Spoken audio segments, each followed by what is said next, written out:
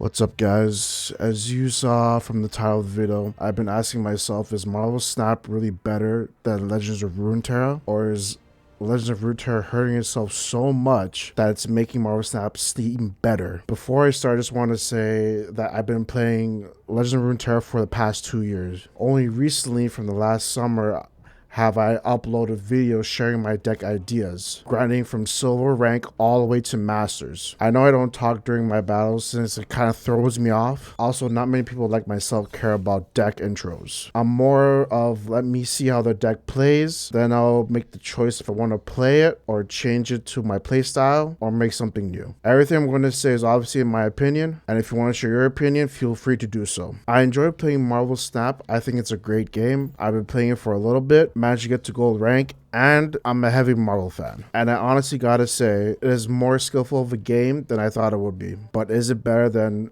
Legends of Runeterra? Marvel Snap brings a non-brain dead type of game. What I mean by brain dead is that when it comes to card games in general, most card games like Yu-Gi-Oh, people just watch someone get really high in a tournament and buy the exact same cards that they use in their decks and try to do the same thing. These same decks get posted online, get 100,000 views, and now you got a tournament room filled with everyone running the same stupid deck. I remember one time I went to a Yu-Gi-Oh tournament downtown, and half the room of 50k people playing the same top meta deck, and one kid sat 2 seats away from me crying because he spent $1,000 making the meta deck everyone else is playing and never won once. Bum ass. Unfortunately, Legend of Runeterra is in that brain dead category. YouTubers like myself would upload decks or top tier decks, and people would just copy and paste and try to climb with whatever they're playing. We also get a hint of what people are facing right before the battle by showing the champs the opponent has in their deck. And from that,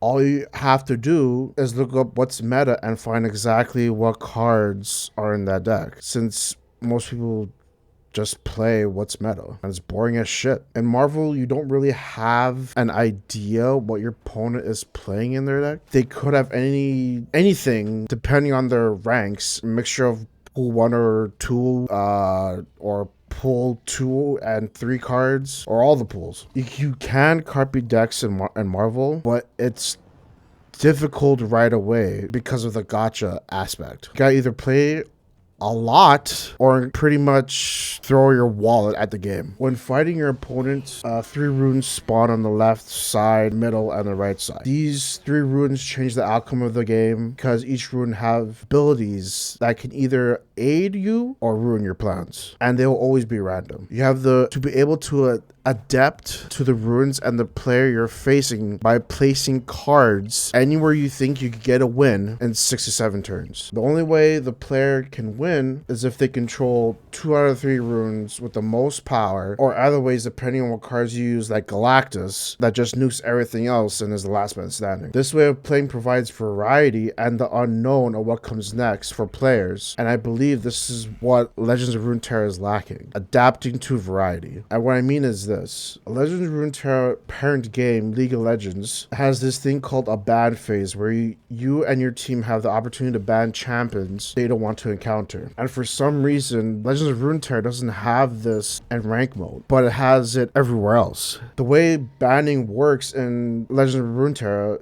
is each player brings 3 decks, and each player bans 1 deck from the opposing side. Then you have 2 decks to choose from to play. If they added the banning phase into ranking, I believe the game would be in a better shape than it is now. There would be less headache to deal with, less crying and bitching, and you have the ability to face other decks and use other decks and actually use some brain power and skills, just like in League of Legends. Like, actually have real rank battles. You can argue YouTubers won't be able to showcase decks properly by doing this. Well, there's something called normal mode. You could do whatever the hell you want there. And I don't know about you, but I'm tired of running into Vayne or Seraphine over and over again and can't do anything about it. One is attacking every turn, and the other one is I'm playing every single 2-manning spell in the game. I want to have the option of saying, no, to that shit and coming with something else. Bring your skills, bring your ideas, bring your best decks. If not, keep your I only play this game when I'm taking a dump skill level normal mode, or I only copy and paste decks to climb to plat and I don't care to rank any higher. Like, the shit makes me sick. Now there can be other reasons why Legends of Runeterra is lacking. It could be advertising, or I've heard people not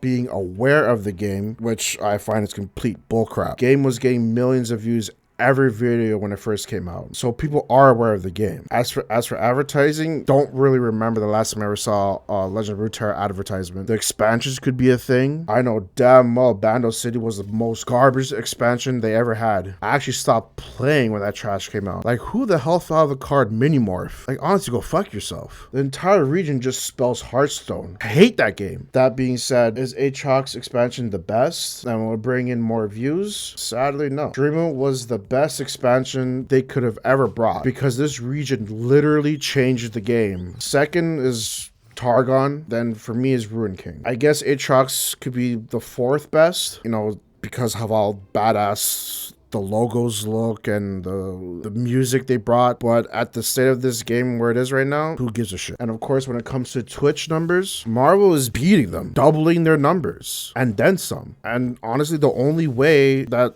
Legends of Runeterra gets numbers is if these guys start streaming it. When it comes to Marvel Snap, they do advertise the game a lot, especially during the latest Black Panther movie. And again, Marvel is a gacha game, so their transactions in the game can be really pricey compared to Legends of Runeterra. Legends of Runeterra has like the least pricing, and their skins are god tier. Like, look at Azir, Nasus, the latest skins that they have right now. It's insane. Like, how is Legend of Runeterra sucking? Anyways, I think I've said what I need to say. I'm not too sure what else to add.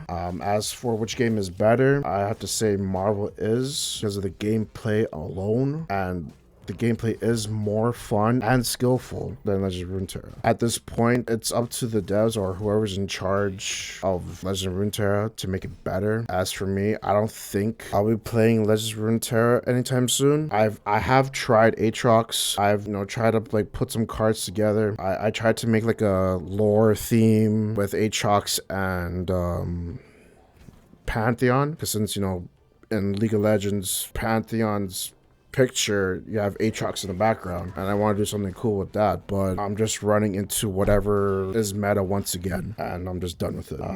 I did what I need to do to get to Masters. I showed my ideas in the process. I've been playing and uploading Call of Duty recently, which I'm enjoying, and to be honest, I was more of a FPS person since I've been playing Call of Duty since PS3. I may play more Marvel. I'm not too sure. And again, let me know what you think about Legend of Runeterra and Marvel. Do you agree? Disagree? Don't really care? Enjoying both games. Have a blessed day and peace.